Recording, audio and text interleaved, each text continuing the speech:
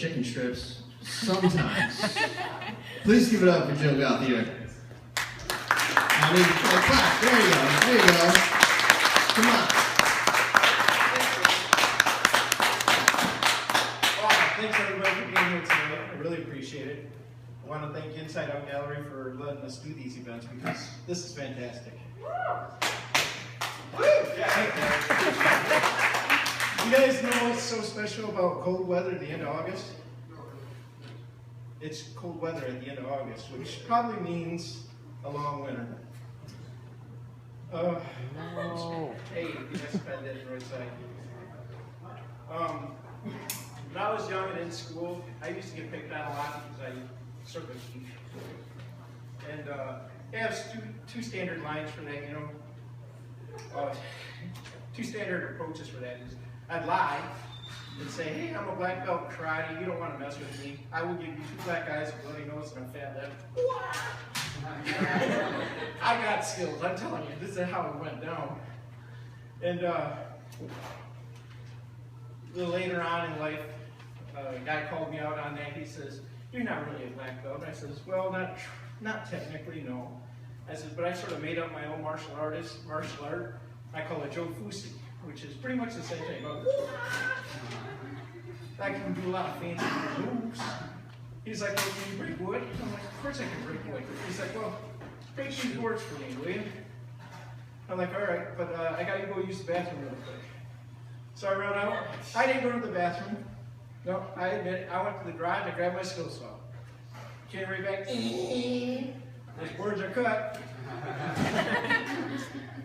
So, the other day I went to a dentist and I had a cleaning done. And the dental hygienist, she goes, all right, I got to go grab some instruments. I said, wait a minute. If you're going to serenade me, don't you think you ought to ask me what kind of music I like? I mean, seriously, if you're going to grab a cello or a trombone or a clarinet or something like that, we're going to have issues. All right, you come back with electric guitar or bass guitar or drum kit, play some Def Leppard, we're on. I have had several surgeries in my life, mostly on my right ankle here. I busted that up 15 years ago. And when you go into a surgery, when you go in for surgery, doctor always asks you, are there any concerns that you have about this surgery? So I asked the doctor, I said, well, I have one concern. What happens if you get halfway through the surgery and you realize you gotta go? He's like, what do you mean? Yeah, I gotta go. Does he mean like another appointment? I says, no, I mean like diarrhea. Doctor says, well, that's never come up before. I said, well, think about it. I said, what happens if it happens? I mean, do you say, hey nurse, will you keep an eye on his vitals and go? Or do you just sort of stand there in the corner and kind of make a mess?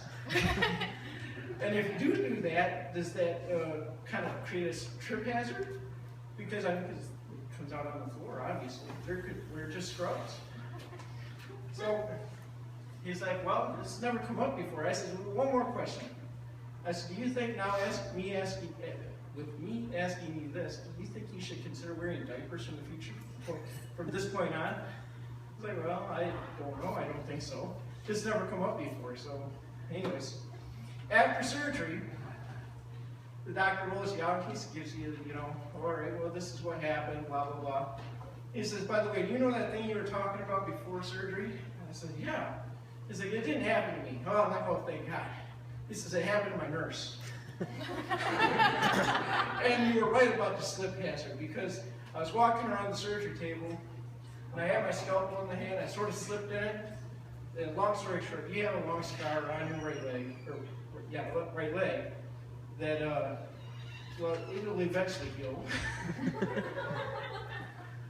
I got a question for all the girls here. You ever considered getting a boob job?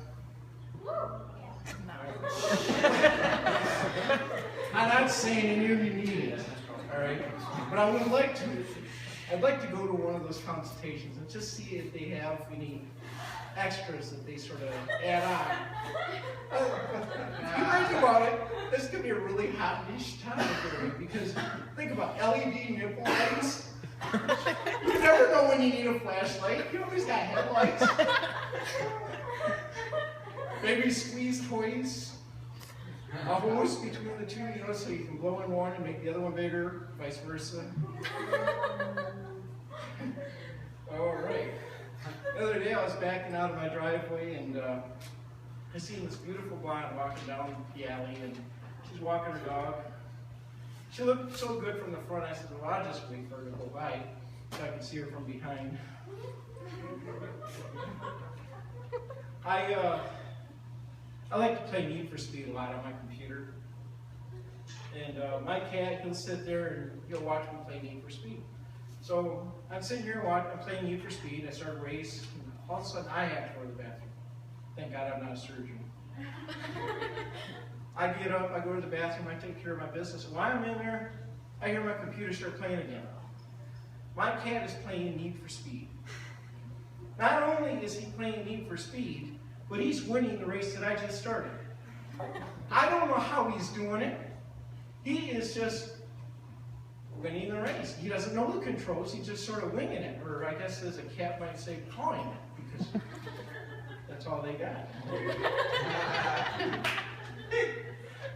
I was out driving with my girlfriend the other day, and a deer hit us. Now I want to make this clear. I did not hit the deer. I stopped in time. The deer came out to the car. It goes like this. And then it walked around the car. Comes up on this side. Hits me again. And it's like, hey, Joe. I'm like, hey, dear, how you doing?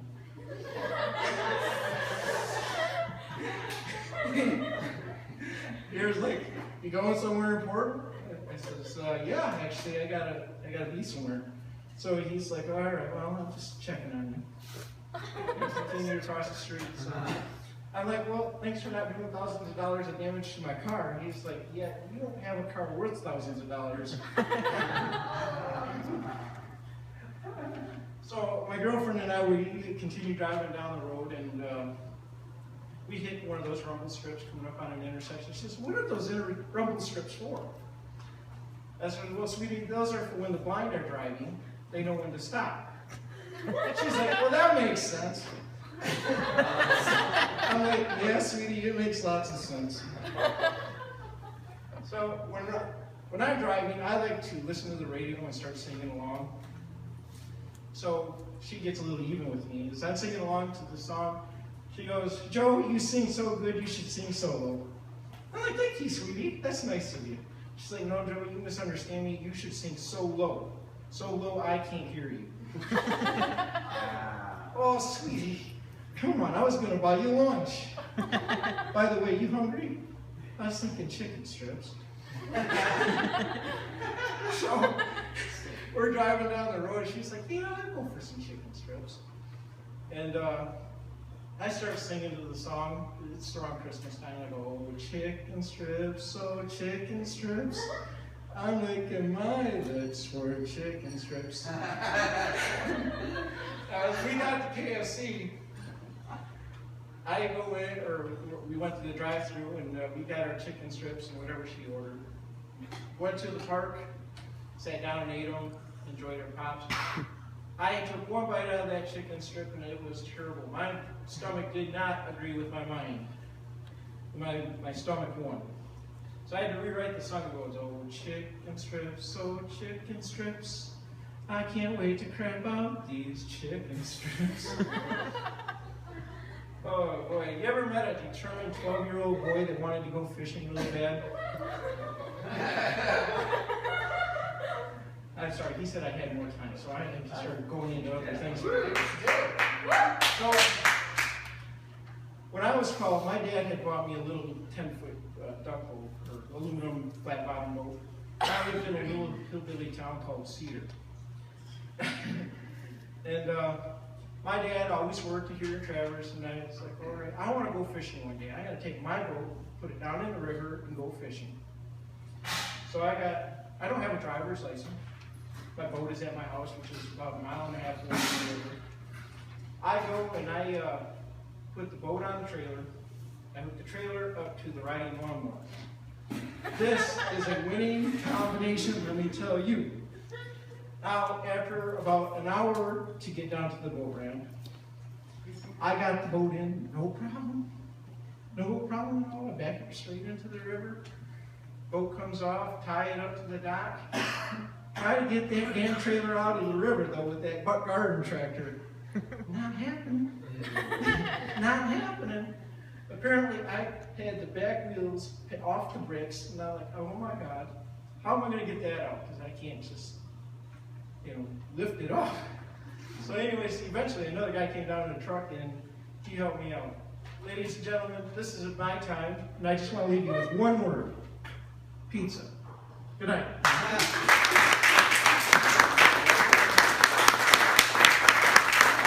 One more time for Joe Gauthier, you guys. He was up there. There's no good reason for me to think of the story.